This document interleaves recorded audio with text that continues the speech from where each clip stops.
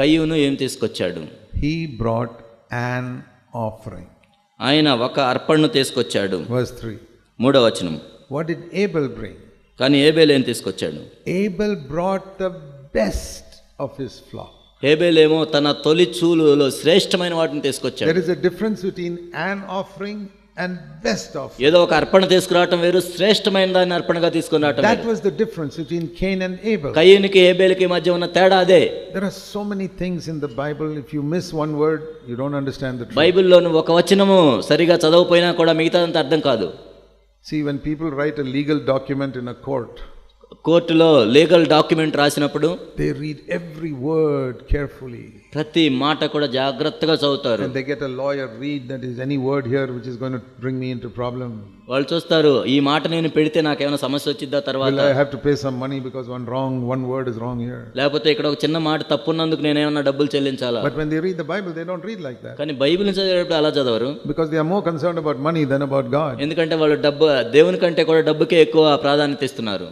If you really honor God, you'll read the Bible like you read a legal document. నిజంగా నువ్వు దేవుణ్ణి గణపరిచినట్లయితే ఆ వీలునామాలో ఎలా నువ్వు చదువుతావో బైబిల్ని కూడా అలానే చదువుతావు. Every word you will read carefully. ప్రతి మాట కూడా జాగ్రత్తగా చదువుతాం. If you are the type of person who reads a legal document more carefully than the Bible, then you're definitely not a wholehearted Christian. Bible కంటే కూడా నువ్వు legal document ని ఎంతో జాగ్రత్తగా చదువుతున్నట్లయితే నిజంగా నువ్వు హృదయపూర్వకమైన క్రైస్తవుడు కాదు. I want to say to you, even if you sit in CFC, you're a worldly Christian. మీరు CFC సంఘంలో కూర్చున్నా కూడా నువ్వు లోకానుసారమైన క్రైస్తవుడివి. You don't read the Bible carefully. నువ్వు బైబిల్ని సరిగ్గా చదవకపోతే, but legal documents you read very, very carefully. కానీ లీగల్ డాక్యుమెంట్ మాత్రం ప్రతి మాట జాగ్రత్తగా చదువుతాం. Learn to read the Bible carefully. కాబట్టి బైబిల్ని జాగ్రత్తగా చదవటం నేర్చుకోండి. It will change your life. నీ జీవితాన్ని మార్చేస్తుంది. So when the fire fell on Abel's offering, there was a reason. కాబట్టి హేబేలు అర్పణ మీద అగ్ని ఎందుకు దిగి వచ్చిందంటే దానికి ఒక కారణం ఉంది. Even today, ఈ రోజు కూడా when you see the anointing fire of God upon somebody, ఎవరి మీదైనా దేవుని యొక్క అభిషేకం అగ్ని దిగి వచ్చిందంటే you can know he has given the best to God. That is why God anointed him. దేవునికి అతడు శ్రేష్టమైన దాన్ని ఇచ్చాడు కాబట్టి దేవుడు అభిషేకించాడని నీకు తెలుస్తుంది. And why he has not anointed you? ఎందుకు నిన్ను దేవుడు అభిషేకించట్లేదు? Because you don't bring the best, you just bring some offering. ఎందుకంటే నువ్వు శ్రేష్టమైన దాన్ని దేవుని దగ్గరికి తీసుకొని రావట్లేదు, ఏదో ఒకటి ఇస్తున్నావు అర్పణ. Among Christians there are these two types of people. క్రైస్తవుల్లో ఇలాంటి రెండు రకాల ప్రజలు ఉంటారు. In heaven they always give the best to God. పరలోకంలో దేవునికే శ్రేష్టమైనది ఇస్తారు everybody, ప్రతి ఒక్కరు కూడా. But in the churches on earth, కానీ ఈ భూమి మీద ఉన్న సంఘంలో there are two types of people. రెండు రకాల ప్రజలు ఉంటారు. Most people just bring an offering to God. అనేక మంది ఎలా ఉంటారంటే ఏదో కొంత అర్పణ ఏదో ఒకటి తీసుకొని వస్తారు. They never get the full anointing. సంపూర్ణమైన అభిషేకం వాళ్ళు పొందలేరు. They may get 1 or 2 drops. ఏదో 1-2 చుక్కలు వాళ్ళ మీద పడతాయి. But there are a few who give the best to God. కానీ కొద్దిమంది ఉంటారు వాళ్ళకు శ్రేష్టమైన దాన్ని దేవునికి అర్పిస్తారు. Their anointing is like rivers.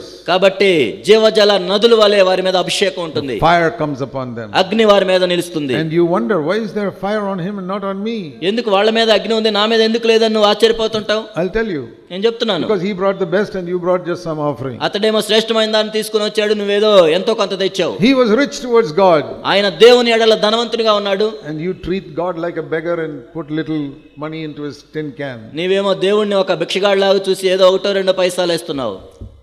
How do you give money to a beggar? ఒక భిక్షగానికి డబ్బులు ఎలా ఇస్తాం మనం? You won't put lots of money into his tin can. చాలా డబ్బులు ఆ భిక్షగానికి ఎవరు వేయరు. But how will you give a gift to your only son or only daughter? లేకపోతే నీ ఒక్కగానొక్క కుమారుడికో కుమార్తె పెళ్లికి ఎలా ఇస్తాం మనం కానుక? You may even buy a house and give it to them. ఒక ఇల్లు కూడా కొనిస్తాం మనం. See, when we love someone, we give the best. ఒక వ్యక్తిని మనం ప్రేమిస్తున్నప్పుడు ఆ వ్యక్తికి మనం శ్రేష్టమైన దాన్నే ఇస్తాం. And when we put a little bit in to God, we show we don't really love him. కాబట్టి దేవునికి మనం చాలా తక్కువ ఇస్తున్నామంటే మనం ఆయన ప్రేమించట్లేదని. Most Christians give to God like they give to a beggar. అనేక మంది క్రైస్తవులు దేవునికి ఎలా ఇస్తారంటే ఒక భిక్షగాడికి ఇచ్చినట్లు ఇస్తారు. You ask yourself, నిన్ను నువ్వు ప్రశ్నించుకో. do you give to God like you give to some beggar? ఒక భిక్షగానికి వేసినట్లుగా దేవునికి వేస్తున్నావా నువ్వు? Your time, your energy, నీ సమయం కానీ శక్తి కానీ you're not willing to sacrifice. లేకపోతే నువ్వు త్యాగం చేయడానికి సిద్ధపడకపోవటం. No wonder the fire does not come upon your life. కాబట్టి నీ జీవితం మీద అగ్ని కురవలేదు అంటే అందులో ఆశ్చర్యం లేదు. If you miss the fire of God in your earthly life, ఈ భూమి మీద నువ్వు దేవుని యొక్క అగ్నిని కోల్పోయినట్లయితే, You will have a lot of regret when you stand before Jesus one day. ఒకానొక రోజు యేసుక్రీస్తు ప్రభు ఎదుట మనం నిలబడ్డప్పుడు ఎంతో చింతిస్తాం.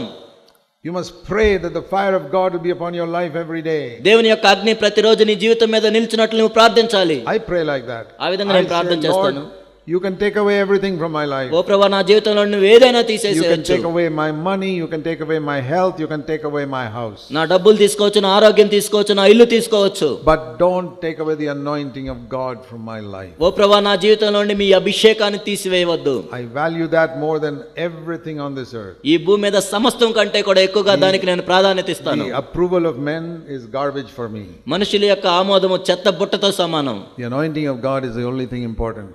దేవుని యొక్క అభిషేకమే ముఖ్యమైనది. If you care for the approval of men more than the anointing of God, what will happen? దేవుని యొక్క అభిషేకం కంటే మనుషుల యొక్క ఆమోదాన్ని నువ్వు చూస్తున్నట్లయితే ఏం జరుగుతుంది? You'll get the approval of men, you won't get the anointing of నువ్వు God. మనుషుల యొక్క ఆమోదం నీకు లభిస్తుంది, కానీ దేవుని యొక్క అభిషేకం నీకు లభించదు. Seek for the anointing more than anything else. మరి దేనికంటే కూడా ఎక్కువగా దేవుని యొక్క అభిషేకం కోసం మనం For చూడాలి. that you must give the best. దానికి ఏం చేయాలంటే మనం శ్రేష్టమైన దాన్ని Abel దేవునికి gave the ఇవ్వాలి. best. హేబేలు శ్రేష్టమైన దాన్ని ఇచ్చాడు. Cain gave just an offering. కయ్యూను ఎంతో కొంత అర్పించాడు. Cain treated God like a beggar. కయ్యూనేమో దేవుడిని ఒక భిక్షగాడిగా చూశాడు. Yeah, we are all kind people. We give money to the beggars. మనందరం కూడా దయ కలిగిన వాళ్ళం కాబట్టి భిక్షగాళ్ళకి ఎంతో కొంత డబ్బిస్తాం. And the same way you give to God also. అదే విధంగా దేవుడికి కూడా ఇస్తాం. You are following in the footsteps of Cain. అప్పుడు నువ్వు కయ్యూని యొక్క అడుగు జాడల్లో నడుస్తున్నావు. Don't be surprised if the fire falls on somebody else. కాబట్టి ఎవరి మీద అభిషేకాన్ని నువ్వు చూసినప్పుడు ఆశ్చర్యపోవద్దు. And when that happens, అది జరిగినప్పుడు it says in verse 5, Cain was very angry కయ్యూనుకి మిక్కిలి కోపం వచ్చింది. 5వ వచనం. and his face was fallen. తన ముఖము చిన్నబుచ్చుకున్నాడు. You know, when we are angry, మనకు కోపం వచ్చినప్పుడు you can see it in the face. ముఖంలోనే కనపడుతుంది. You know that. అది మనకు తెలుసు. You can't have a very cheerful smiling face when you are angry. మనకు కోపం వచ్చినప్పుడు చిరునవ్వుతో అలా ఉండలేము. And the first person who had that was Cain. అలా ఉన్న మొట్టమొదటి వ్యక్తి కయ్యూను. So the Lord asked him, ప్రభు అడిగాడు, why is your face fallen like this? ఎందుకు నీ ముఖం చిన్నబుచ్చుకున్నావు? Does God ask questions like that? దేవుడు కూడా అలాంటి ప్రశ్నలు అడుగుతాడా? He says that in verse 6, why are you angry? Why is your face fallen? కయ్యూను, నీకు కోపమేలా, ముఖం ఎందుకు చిన్నబుచ్చుకున్నావు? I want to ask you, is your face sometimes like Cain's face? నేను మిమ్మల్ని అడుగుతున్నాను, కయ్యూను ముఖం వలె మీ ముఖం కొన్నిసార్లు చిన్నబుచ్చుకుంటున్నారా? Whenever it happens like that, ఎప్పుడు ఏ విధంగా జరిగినా remember this. దీన్ని జ్ఞాపకం ఉంచుకోండి. The Lord is asking you, why is your face like that? దేవుడు నిన్ను అడుగుతున్నాడు, ఎందుకు నీ ముఖాన్ని చిన్నబుచ్చుకున్నావు? Anytime your face is angry or bitter, ఎప్పుడైనా నీ కోపం వచ్చినప్పుడు కానీ, ఏమైనా ద్వేషం ఉన్నప్పుడు కానీ, because the face is a reflection of what is in your heart. ఎందుకంటే నీ హృదయంలో ఏముందో అది ముఖంలో కనపడుతుంది. And when your face is fallen, the Lord is asking you. నీ ముఖం చిన్నబుచ్చుకున్నప్పుడు ప్రభువు నిన్ను ఈ విధంగా అడుగుతున్నాడు. You answer him. దానికి జవాబు ఇవ్వాలి. Why is your face fallen? ఎందుకు నీ ముఖం చిన్నబుచ్చుకున్నావు? Don't keep quiet. మౌనంగా ఉండొద్దు. Cain kept quiet. కయ్యూనేమో మౌనంగా ఉన్నాడు. Say, Lord, ప్రభువా, my face is fallen because I am angry with so and so. ఓ ప్రభువా, నా ముఖాన్ని ఎందుకు చిన్నబుచ్చుకున్నావు అంటే పలానా వ్యక్తి మీద నాకు కోపం వచ్చింది. Please help me to get rid of my anger. దయచేసి నా కోపాన్ని తొలగించుకోవడానికి సహాయం చేయండి. Or I am jealous of that person because I'm getting second place, he's got first place. ఓ ప్రభువా, వ్యక్తి మీద నేను అసూయపడుతున్నాను, ఎందుకంటే అతనికి మొదటి స్థానం లభించింది, నేనేమో రెండో స్థానంలో ఉన్నాను. What did we read in Colossians 3:13? కొలస్సీ 3:13లో మనం ఏం చదివాం? Be ready to take the second place. రెండవ స్థానాన్ని తీసుకోవటానికి సిద్ధపడండి. That's a very good translation. అది నిజంగా మంచి తర్జుమా.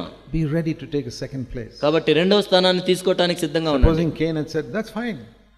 My brother got the first place, I got second place. Praise the Lord. ఉదాహరణ కయ్యూని ఎలా తీసుకున్నట్లయితే, నా తమ్ముడికి మొదటి స్థానం వచ్చింది, నాకు రెండో స్థానం వచ్చింది, సరే మంచిదే. He was jealous. కానీ అసూయపడ్డాడు. Why my younger brother is ahead of me? ఎందుకు నా చిన్న సహోదరుడు నాకంటే ముందున్నాడు? See, I have seen that happen in some CFC churches. కొన్ని సిఎఫ్సి సంఘాల్లో కూడా ఈ విధంగా జరగటం నేను చూశాను. Some people who have been there for many years. కొంతమంది అనేక సంవత్సరాల నుండి సంఘాల్లో ఉంటారు. They are so poor, miserly in the way they come to God. కాబట్టి దేవుని దగ్గరకు వచ్చే విధానంలో వాళ్ళు ఎంతో పిసినిగొట్లుగా ఉంటారు. Really misers. నిజంగా పిసినిగొట్లు. They are very rich towards their own children, very misers to God. వాళ్ళ సొంత పిల్లల విషయాలు అన్ని విషయాల్లో ధనవంతులుగా ఉంటారు, కానీ దేవుని విషయంలో మాత్రం పిసినారులుగా ఉంటారు. Many years they sit there. అనేక సంవత్సరాలు అక్కడే కూర్చుంటారు.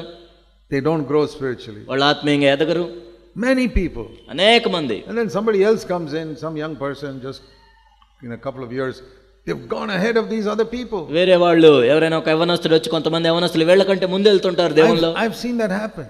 అది జరగటం నేను చూశాను. People who just come 3-4 years in the church. సంఘానికి కేవలం 3-4 సంవత్సరాల నుంచి వచ్చేవాళ్ళు. They are ahead of those who've been there 10-12 years. 10-12 సంవత్సరాల నుంచి సంఘంలో ఉన్న వాళ్ళకంటే ఎంతో ముందు ఉంటారు వీళ్ళు.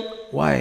ఎందుకు? Because those people who are there 10-12 years, they're always misers. ఎందుకంటే 10-12 సంవత్సరాల నుంచి సంఘంలో ఉన్న వాళ్ళు పిసినుగొట్లుగా ఉంటారు. Like Cain, they come and put one offering to God. కయ్యూను వలె వచ్చి ఏదో కొంత అర్పణిస్తారు. These young people, they give the best to God. కానీ యవనస్తులు దేవునికి శ్రేష్టమైన దాన్ని ఇచ్చారు. And the fire comes upon their life. అగ్ని వాళ్ళ జీవితం మీదకి వచ్చింది. See, with God there is no partiality. దేవుడు ఎటువంటి పక్షపాతం కలిగి ఉండడు. And Cain got so jealous of his brother that he even killed him. కాబట్టి కయ్యూను హేబేలు మీద ఎంత అసూయపడి హేబేలును చంపాడు.